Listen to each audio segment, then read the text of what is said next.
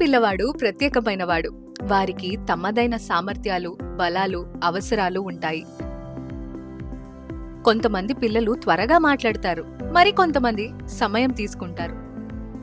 కొందరు వినడం ద్వారా నేర్చుకుంటే మరికొందరు చేయడం ద్వారా నేర్చుకుంటారు. కొందరు వేగంగా వెళ్తారు, కొందరు మెల్లగా వెళ్తారు. కొంతమంది ముందుగా పూర్తి చేస్తారు, మరికొంతమంది సమాధానాన్ని నెమ్మదిగా కనుగొంటారు. కొంతమంది మాటల ద్వారా నేర్చుకుంటారు, మరికొంతమంది సంకేతాల ద్వారా నేర్చుకుంటారు. కొంతమంది బహిరంగంగా ప్రశ్నలు అడుగుతారు, మరికొంతమంది ఇంకా ధైర్యాన్ని సేకరిస్తున్నారు. మన ప్రస్తుత వ్యవస్థలు కొన్ని అవసరాలను సులభంగా మద్దతు ఇస్తాయి, మరికొన్నిటిని కాదు. ఇక్కడే ప్రశస్తు వచ్చి చేరుతుంది. ఇది ప్రశస్త్. ఇది నాకు విద్యార్థుల ప్రవర్తనలను గుర్తించటంలో, వారికి సరైన సమయంలో సరైన సహాయం అందించటానికి ప్రారంభ సంకేతాలను గుర్తించటంలో సహాయపడుతుంది. నిజం చెప్పాలంటే ఇది ఒక పరీక్షనా? కాదు, ఇది ఒక చెక్ లిస్ట్. ఇది నా విద్యార్థులను మెరుగ్గా గ్రహించటానికి భిన్న కోణం కావాలేమో తెలియజేస్తుంది.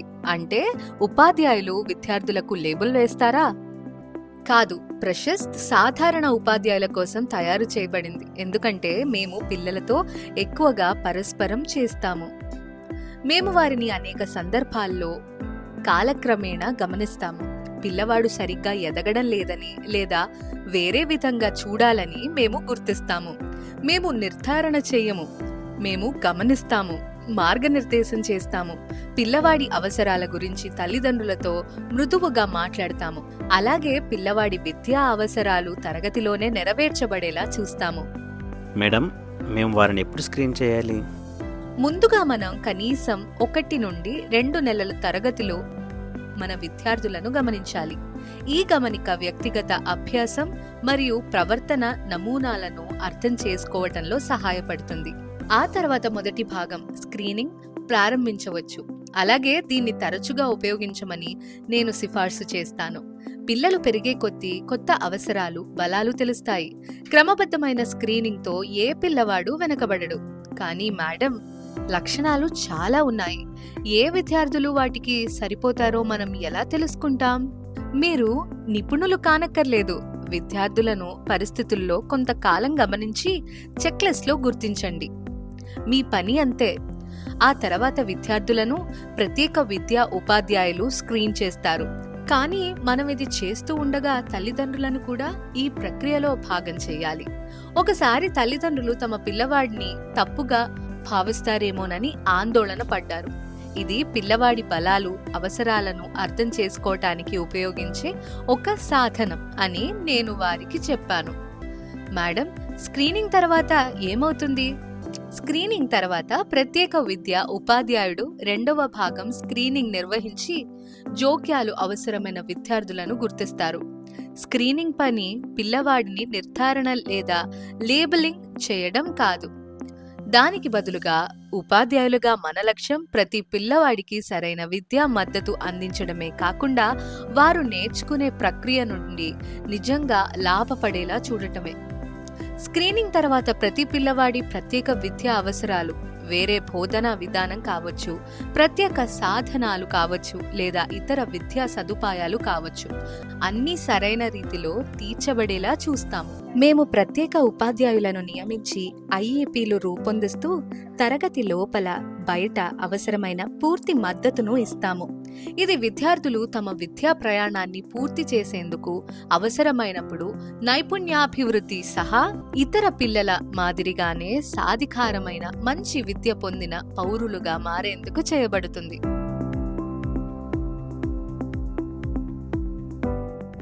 అవును, నేను ప్రశస్త్ యాప్ను ఉపయోగించాను.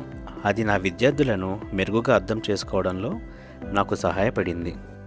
ఇది ప్రవర్తనలను గుర్తించి ముందస్తుగా నా విద్యార్థులకు సరైన సమయంలో సహాయపడేలా చేసింది. ప్రశస్త్ విభిన్న అభ్యాస అవసరాల పట్ల భయాన్ని పోగొట్టి తరగతిలో విద్యార్థుల ప్రవర్తనపై మమ్మల్ని మరింత సున్నితం చేసింది. వికలాంగతను వ్యక్తిలో లోపంగా కాకుండా ఉన్నతమైన వ్యవస్థలు అందించలేని నైపుణ్యాల వైవిధ్యంగా గుర్తించాలి. ప్రశస్తితో మొదటి అడుగు వేయండి. ప్రతిసారి గమనించే వీలు ముందుగా టీచర్లకే ఉంటుంది. డాక్టర్ కాదు, నిపుణుడు కాదు, ఉపాధ్యాయుడే. మనం గమనించి నమోదు చేసి ఆ విద్యార్థికి వారు అవసరాలకు తగ్గట్టుగా విద్యను అందించవచ్చు. మనం వ్యక్తిగత విద్యా ప్రణాళికను రూపొందించవచ్చు. తరగతిలో చిన్న చిన్న మార్గాలు విద్యార్థికి మద్దతు ఇవ్వవచ్చు. ఉదాహరణకు, పిల్లవాణ్ణి బ్లాక్ బోర్డ్ స్పష్టంగా కనిపించే చోట కూర్చోబెట్టడం, ప్రత్యేక ఉపాధ్యాయుడితో సమయం కల్పించటం, తరగతిలో సహాయం చేసే సహచరులను ఏర్పరచడం వంటి చర్యలు తీసుకోవచ్చు. అదనంగా మనం తల్లిదండ్రులను కూడా సంప్రదించవచ్చు. మనం పాఠశాల ఆరోగ్య బృందాన్ని లేదా సమీప ప్రభుత్వ ఆసుపత్రిని సూచించవచ్చు. ఒక్కోసారి టీచర్, పేరెంట్స్ మధ్య ఆ మాటలే పిల్లల భవిష్యత్తును మారుస్తాయి. సమావేశ విద్యా విధానంతో ప్రారంభం కాదు. తరగతిలో ప్రతి ఒక్కరిని గమనించే ఉపాధ్యాయుడితో ఇది మొదలవుతుంది. ప్రతి బిడ్డపై కన్నేసి ప్రతి సంకేతాన్ని చూడండి. ప్రతి బిడ్డ నేర్చుకుని, ఎదిగి స్పష్టంగా జీవించే హక్కు కలిగి ఉన్నారని నమ్మండి.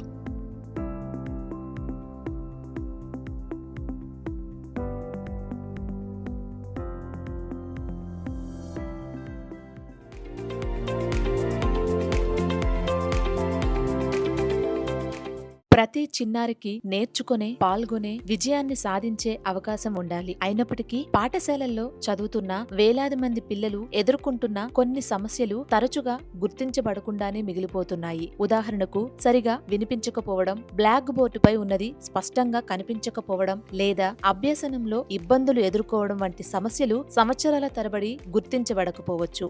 భారతదేశ పాఠశాల విద్యా వ్యవస్థ ప్రపంచంలోనే అతిపెద్ద విద్యా వ్యవస్థల్లో ఒకటి. దేశవ్యాప్తంగా 24 కోట్లకు పైగా విద్యార్థులు పాఠశాలల్లో చదువుతున్నారు. వీరిలో ఇప్పటి వరకు 21.66 లక్షలకు పైగా ప్రత్యేక అవసరాలు అంటే children with special needs CWSN కలిగిన పిల్లలను గుర్తించారు. అయితే వాస్తవంగా ప్రత్యేక సహాయం అవసరమైన పిల్లల సంఖ్య దాదాపు 1 కోటి వరకు ఉండవచ్చని నిపుణుల అంచనా. అంటే ఇంకా ఎంతో మంది పిల్లలకు అవసరమైన సహాయం అందడం లేదు. ప్రధానమంత్రి ఆశయాలకు అనుగుణంగా సబ్కా సాథ్, సబ్కా వికాస్, సబ్కా విశ్వాస్, సబ్కా ప్రయాస్ స్ఫూర్తితో కేంద్ర విద్యా మంత్రిత్వ శాఖ ప్రశస్త్ అనే సమగ్ర ప్రాథమిక స్క్రీనింగ్ సాధనాన్ని అభివృద్ధి చేసింది.